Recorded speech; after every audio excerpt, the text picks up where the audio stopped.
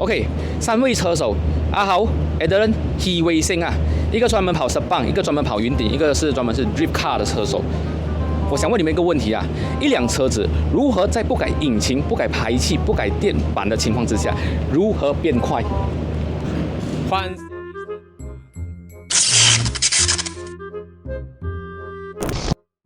又有见面了！正在看这部视频的观众朋友，大家好，我是 Ryan。今天我是来到位于 KL 的 TRX， 也就是 Tun Razak Exchange 这边，来这边做什么呢？不是来这边 shopping 啦，是来这边参加这个比亚迪海豹它的发布会。讲到发布会，这样子是不是有机会试驾到这个海豹了呢？没错，等下就要试驾这个比亚迪海豹啦。在影片开始之前啊，希望第一次来我频道的观众朋友，或者是还没有订阅频道的观众朋友，希望你们可以支持我一下。订阅我的频道，还有开启你们的小铃铛，在这边也非常谢谢你们的支持。OK 了，这样的话呢，就让我们开始今天的视频内容吧。Let's go。好，观众朋友，现在在我身后的就是这个最新推出的比亚迪海豹啦。在我们试驾之前我们先来了解一下关于这个比亚迪海豹它的一些基本资讯。比亚迪海豹它的定位是一辆轿跑级的电车，它的直接对手就是 Tesla 的 Model 3。比亚迪海豹它的车身长度为4800mm， 车身轴距为2920mm， 是一辆非常标准 D segment 车的尺寸。而它的售价为 Premium 版179800块钱 ，Performance 版199800块钱。当这个价钱公布的时候现场的人真的是被这个价钱给 surprise 到因为这个泰国版本的比亚迪海豹它是有3种配置的嘛 ，Dynamic、Premium 以及 Performance。以我个人的预计海豹它的售价应该会是马币最低18万，最高22万。但是结果是 Malaysia 是拿掉 Dynamic 版，然后让这个 Premium 版它的售价落在18万，真的是出乎我的意料之外。不过想回来这个 Premium 版它的售价都18万了嘛，如果再来一个 Dynamic 版，它的售价落在16万的话，很大的可能性会影响到这个 Auto3 Extended 版本它的销量哦。之后我们有跟这个负责人聊天到，这个负责人跟我们讲他们会观察这个比亚迪海豹在 Malaysia 的销量，因为他们之后会有一个杀手锏。至于那个杀手锏是什么东西呢？这一点就得等到时机成熟了，他们再来公布啦。当然，我个人是蛮期待他们可以引进这个 PHEV 版本的比亚迪海豹，因为呢，我们马来西亚的汽车市场真的是很缺乏这种中价位 Plug-in Hybrid 的车，希望他们可以引进来填补这类型的空缺啦。OK， 讲回来这个海豹嘛。2个版本都是采用了 82.56 kWh 的 LFP 电池。以 WLTP 的算法来讲 ，Single Motor Rear Wheel Drive 的 Premium 版，它的续航为570 km；Dual Motor All Wheel Drive Performance 版，它的续航为520 km。至于它们动力输出分别为 Premium 版，它是有313 PS 的马力以及360牛米的扭力，0-100加速官方的数据为 5.9 秒；而 Performance 版它的动力输出为530 PS。以及670牛米的峰值扭力，0-100加速官方的数据为 3.8 秒，而它们都可以支援 150kW 的 DC 快充，从18%充到80%只需要37分钟。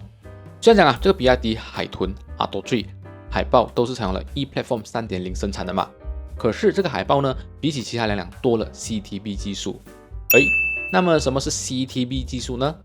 正常来讲我们车的底盘是有地板的嘛，所以他们就简化这个结构。把这个底盘的地板给取消掉，用电池盖来代替，再把这个电池和电池盖结合，形成电池三明治结构，让这个电池也可以成为车身结构的一部分。至于这个技术最大的优点，大概有这3点第一点就是可以提升这个车子在发生意外碰撞时候的安全性；第二点就是提升操控性，让这个车子在高速过弯的时候减少这个 body roll；最后一点就是舒适性的提升，减少这个车身的震动啦。当然，这个市场上也不只是只有比亚迪有这个 CTB 技术啦，像是其他对手也是有同类型的技术，像是 CTC 或者是 CTP。总的来讲，他们的目的都是一样的，就是让这个底盘可以塞入更加多电池，增加续航。不过这个技术也是有缺点的，那就是在换电池组的时候，会比起传统电池包换电池来得更加的麻烦。除了这个 CTP 技术之外海豹它还有一个特点，就是它的风阻系数为 CD 0.219。观众朋友要知道风阻系数每降低 0.01， 车的续航可以增加8 km。那么 CD 0.219 是什么概念呢？举例说明马币700多千的 Porsche Taycan， 它的风阻系数为 0.22 CD。这样的例子你们大概可以了解到这个比亚迪海豹它的风阻系数是什么段位了吧？怎么突然画风一转，从白天变黑夜了嘞？没错，我已经回来新山这边了啦。当时啊，在这 KL 试驾这个比亚迪海豹啊，那个路上啊真的是车很多，加上又塞车。我个人觉得啊，当时候这个活动不应该叫做比亚迪海豹试驾体验啊，应该叫做比亚迪海豹赛车体验。因此，今天我就回来新山这边，再来跟这个 Mid Valley 的 BYD showroom 借了这辆比亚迪海豹，再来做一个比较深度的试驾体验。之后非常感谢我们的新山 Mid Valley BYD showroom 借了我这辆比亚迪海豹来试驾啦。新山的观众朋友，如果你们对于这个比亚迪海豹、海豚，又或者是这个比亚迪 Atto 3有兴趣想了解的话，不妨可以去那边了解看看哦。好了，现在呢就让我们开始今天的试驾环节吧 ，Let's go。OK， 今天试驾非常的特别，是一个夜晚试驾，所以我就用一个比较特别的视角，平常比较少用的视角，也就是 POV view， 来带你们来看一下这个比亚迪海豹它的试驾体验是如何的。虽然讲啊，这个在 KL 试驾的时候，那个试驾体验可能没有很完整呐，因为车真的太多了，但是在某些路段的时候，还是可以体验到这个比亚迪海豹在 City Road 啊这种车多的时候，它的动力其实也是算是蛮强劲的。而且当时候啊，我大部分模式是采用这个 Eco 模式来进行驾驶，因此有打算购买这个比亚迪海豹的朋友，不管是 Premium 也好 ，Performance 也好，其实平常你们在路上驾驶的时候，用这个 Eco 模式就很足够的。这个 Eco 模式的驾驶体验来讲的话呢，它的感觉就有点像是 2.0 NA， 然后开着 Sport 模式，它的那种加速体验。所以平常路段使用这个 Eco 模式是真的是绰绰有余了的。在刚刚还没进入这个试驾环节之前啊，我说了嘛，这个比亚迪海豹它是采用了这个 CTB 技术，也就是 Seal to Body， 因此啊，它整体的底盘你可以感觉到非常的 firm， 你坐下去，你一开起来，哇，那感觉就是这个底盘哦，很结实，很 stiff， 很 firm 那种感觉，不会有那种好像软软的感觉。不管是在平路也好，还是一些弯路啊，或者是一些可能缝缝补补的路啊，这个底盘对于喜欢驾驶的人是一个享受。而今天试驾的路段呢，其实也是我平常试驾过很多车的路段，所以前面是一个大的绕道，我们来体验一下这个 CTB 底盘加上这个 suspension。这个比亚迪海豹它的 suspension 是采用了前面 double wishbone， 后也是 multi-link 的避震，所以我们来体验一下这个比亚迪海豹在这个 roundabout 它的 body roll control 如何。因为这个 CTB 技术其中一点就是减少这个车身侧倾嘛，所以我就选择了一个比较大的 roundabout 来体验一下它的车身侧倾会不会很严重。来，走你。OK， 不知道观众朋友，你们可以在这个 HUD 上面看到，现在我是以一个72 km 的速度来绕着这个绕道，而且我是顶着电门啊，我的速度都是在69、70。我个人的感觉就是啊，其实这辆车的 body roll 呢没有很重，它可以把车子牢牢的让4个轮子贴在这个路上，即使是我用一个比较中高的速度来转这个绕道啦。但是整体来讲的话，这个 chassis 真的不错，够 firm， 它的 body roll control 到很好。OK， 现在我把这辆车切成一个 Sport 模式。OK， 来加速。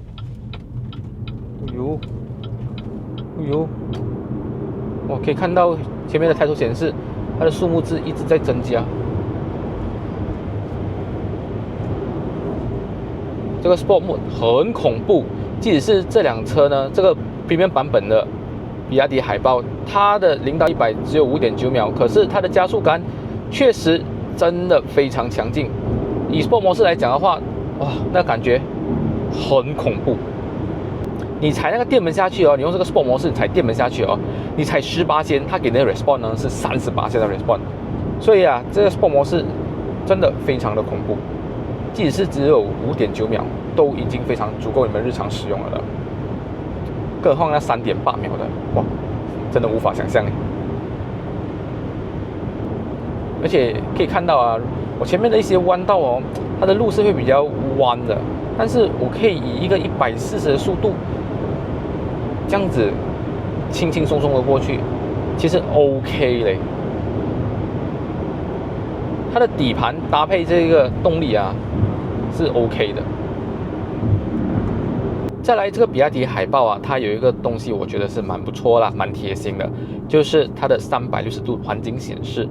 其实它的360度环境显示的按钮是在 steering 这边，可以看到我们按下去，你就可以把你周围的情况给显示在这个荧幕上面了，你就可以看到你周围有没有任何的车子。这点来讲，我觉得是不错啦。为什么？因为有些360度环境显示，它的按钮是有 speed limit 的，可是比亚迪海豹的，现在我已经走到76了，它是没有 speed limit 的。所以我们来加速一下，我先把这个车道位置辅助 cancel 掉。OK， 我们来加速一下。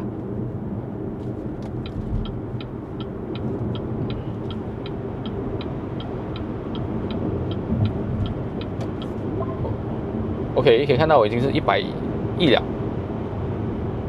So， 它的360环境显示还是可以开着的，所以取决于你啦。所以在很多场景之下，其实你都可以打开这个360环境显示，来看一下你的周围环境，有没有车子，再来进行个车，这样子就比较好啦。再来还有一点就是其实这个 steering 呢，它也是可以做 setting 的啦。这 steering 它是可以 set 成 comfort， 还有 sport 模式。OK， 在这边也可以 setting， 你可以把它变成 sport 模式跟 comfort 模式，连 brake 的那个效果。连 brake 的反馈感，它也可以变成 Sport 跟 Comfort 模式，因此就看个人的需求，看你喜欢 Sport 模式还是 Comfort 模式。Steering 来讲的话呢 ，Comfort 模式它的 Steering 会比较轻 ，Sport 模式它的 Steering 会比较重。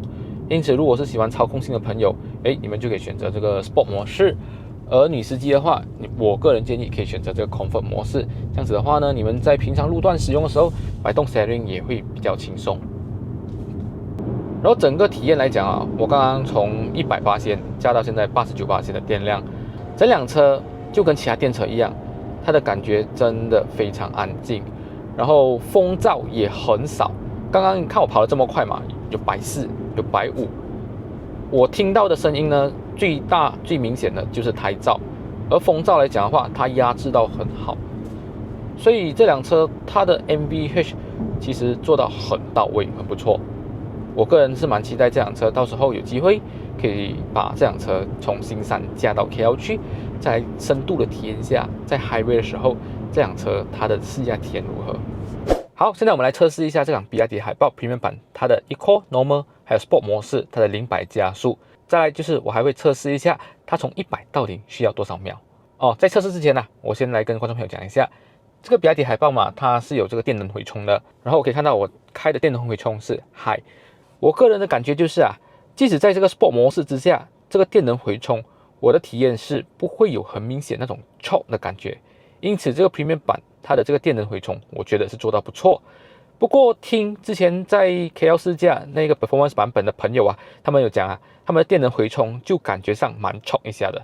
这一点就等到时候有机会体验到这个3.8秒 Performance 版的比亚迪海豹，我们再来测试一下，到底这个3.8秒的比亚迪海豹，它的电能回充是不是就如他们所说的这么冲？好，现在我们就开始我们的0到100的加速体验测试吧。可以看到我现在开的是 Eco 模式，比亚迪海豹0-100加速，开始走。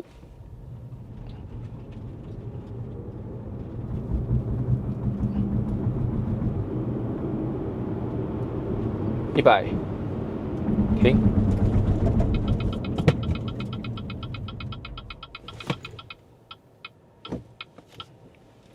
Normal 模式，好，比亚迪海豹0到100 Normal 模式加速，走你。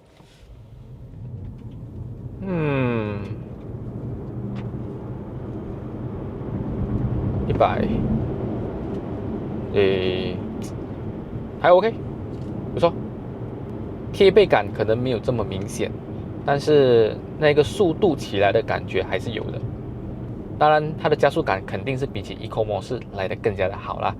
Eco 模式就会感觉到 compare 这个 Normal 模式啦，你就会感觉到好像 Eco 模式没有这么有力嘞。Normal 模式它的电门反应真的是比 Eco 模式来的更加的轻快，很轻，这个电门大概踩18%会有15% 的 response。现在切成 Sport 模式 ，OK， 比亚迪海豹0到100 Sport 模式，走你。这个贴背感就明显了。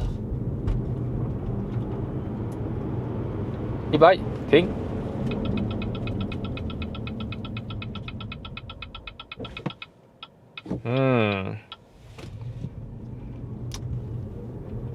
这个 brake， 停下来算是蛮快的。Sport 模式的贴背感，就很强劲，就如刚刚我所说的，18%的电门，你踩18%的电门，给到你的回馈就是38%，哇 ！Sport 模式真的是平常在 City Road 不要开会比较好啊，怕一些新手可能控制不来这个 Sport 模式啊，太有力啊。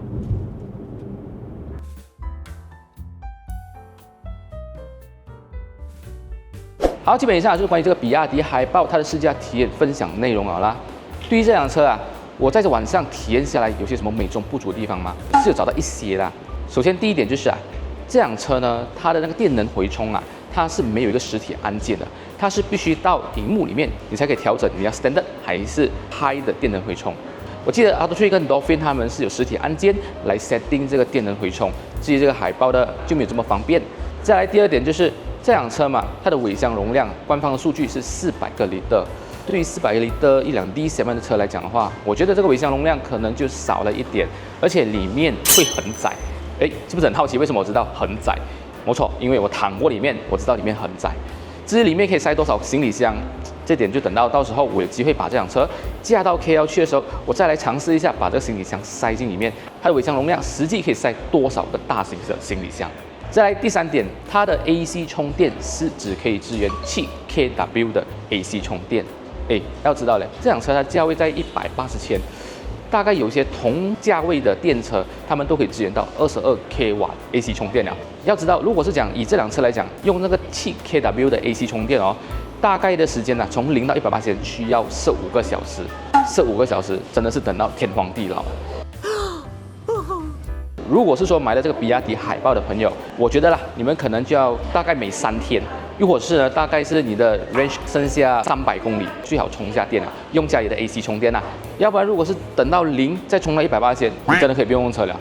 所以基本上这3点呢，就是这个比亚迪海豹我暂时性体验到的一些小缺点。好了，今天视频就到这里了。觉得这个视频有帮助到你的话呢，就麻烦你们帮我 like and share， 当然也别忘了支持我一下，订阅我频道还有开启小铃铛，在这边也非常谢谢你们支持。OK 了，这样的话呢，我们下期的视频再见啦，拜拜。好，终于抓到这3个人了。我一直很想问他们一个问题，而且这个问题已经困惑我好久了啦。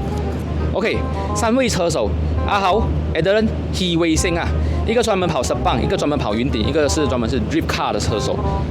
我想问你们一个问题一辆车子如何在不改引擎、不改排气、不改电板的情况之下，如何变快？换 semi slick 轮胎先改先，不够 grip 讲快来，先改避震器，太软讲快。像我们这种专业的赛道型车手嘞，我们最讲究的就是极致的轻量化。这样肥跑什么车？这样 slim fast sprinter size。